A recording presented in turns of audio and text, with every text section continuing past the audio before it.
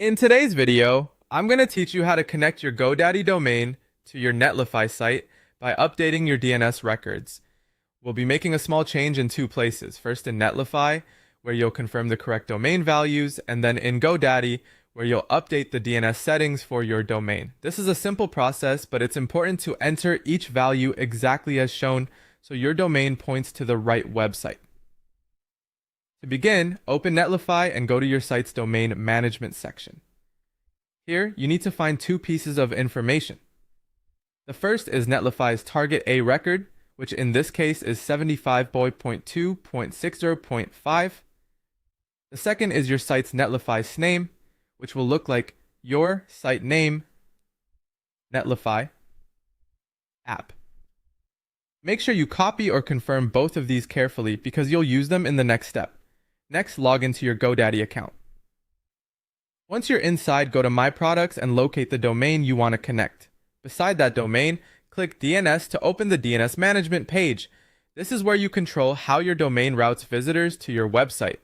Now look for the existing A record with the host set to @us. The @ symbol represents your root domain, meaning the version of your site without www. Edit that record and change its value so it points to 75.2.60.5. This tells GoDaddy that anyone visiting your main domain should be directed to Netlify. After that, find the CNAME record for the host www. If one already exists, edit it. If it doesn't, go ahead and add a new CNAME record.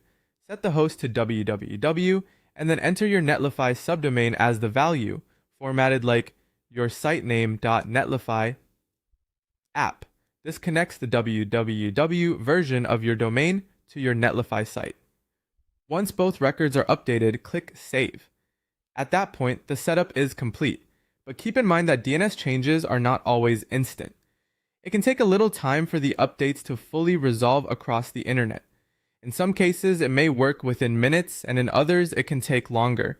If your domain doesn't start working right away, that's normal. Just give it some time and check again later. As long as the A record points to 75.2.60.5 and the www CNAME points to your Netlify address,